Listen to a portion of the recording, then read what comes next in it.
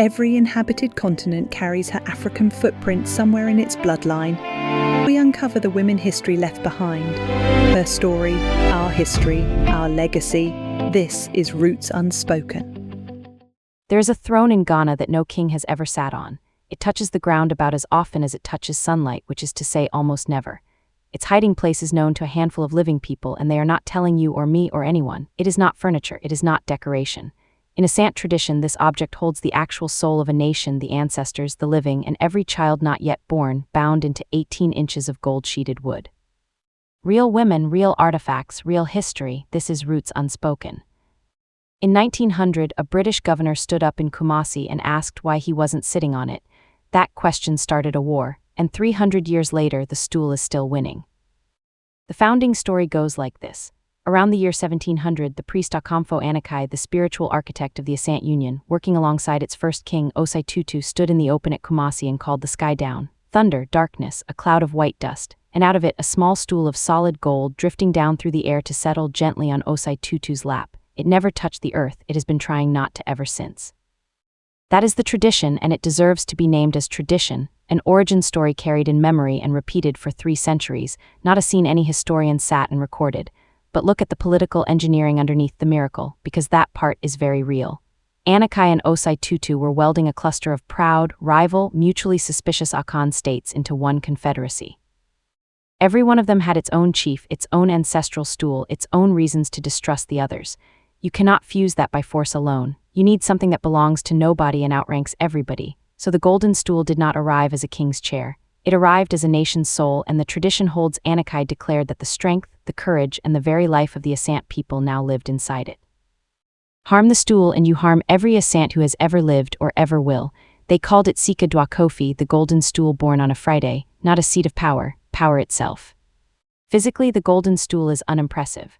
Roughly 46 centimeters tall, about 18 inches, gold sheeting over carved wood, bells hung from its frame traditionally to warn the king of danger coming. But look at the rules it lives under, because the rules tell you what it is. It must never rest on bare ground. It sits on its own blanket or animal hide always, as though contact with the earth would bleed something out of it. It is not stored, it is attended. It has guardians, it has its own chair to sit in the way a person would.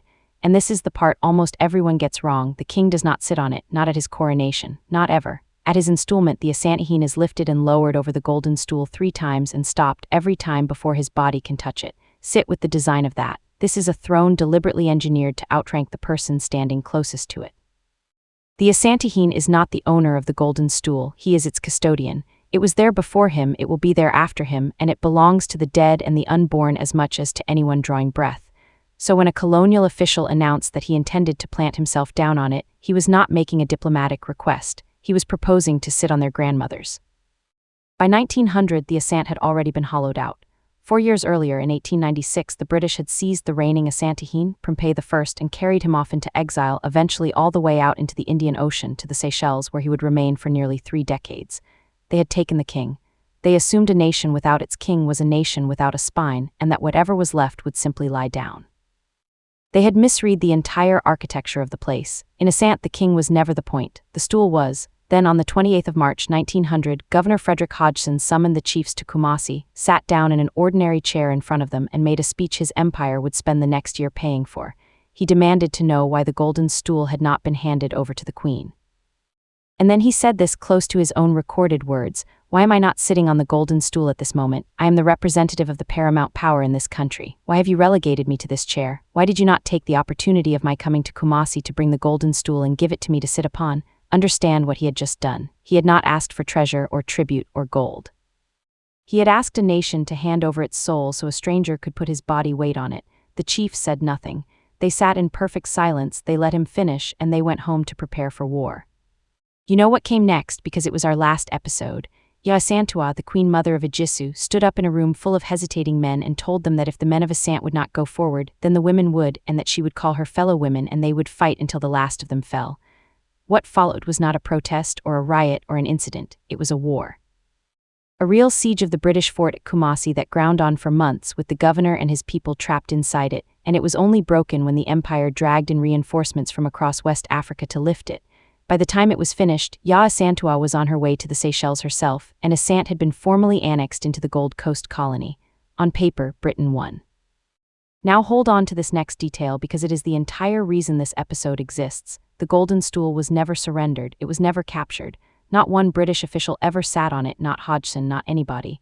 Before the fighting started, the Asante had carried it out of the city and buried it deep in the forest, and it simply stayed there in the dark, in the ground it is forbidden to touch. Britain burned a capital, exiled a king, annexed a kingdom, and went home without the one thing the war was actually about. 21 years later, the forest gave it up by accident.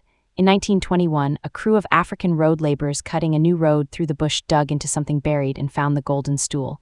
They did not find it as patriots or as agents of the crown. They found it as men who had just uncovered a great deal of gold, and they stripped the ornaments off it. It was, in the most literal sense, a robbery. It was also the single greatest act of sacrilege that could be committed against the Asante nation, and the reaction across Asantehene was volcanic. The men were taken into custody, tried under Asante law, and sentenced to death. And here is the irony that history rarely bothers to arrange this neatly. It was the British who stepped in and stopped the executions, not out of mercy, out of fear. The colonial administration had watched what happened the last time somebody laid hands on this object and had no appetite to run it back. The death sentences were commuted to permanent banishment, the ornaments were recovered, the stool was restored, and it disappeared again, back into the protection it has never really left. The Golden Stool exists right now. Today, it is not in a museum, it is not in London, it is not behind glass with a little card beside it. It is in Asante hands where it has been without interruption for 300 years, and its location is known only to the Asantehene, the Queen Mother, and a circle of people small enough to fit in one room, none of whom have ever said a word. On the 12th of May, 2024, it came out. Otumfuo Osei Tutu II, the 16th Asantehene, marked 25 years on the throne, and to close his silver jubilee, the Golden Stool was carried into open daylight at Menhia Palace and shown to the people.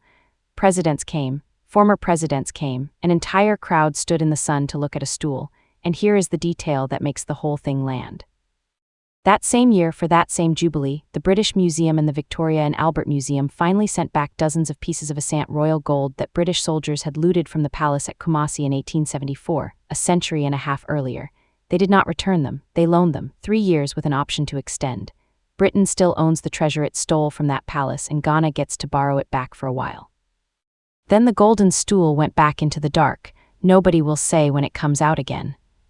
So think about what Britain got and what it never got. It took the gold and it kept the gold, and 150 years later it handed a little of it back on a 3-year lease like a library book.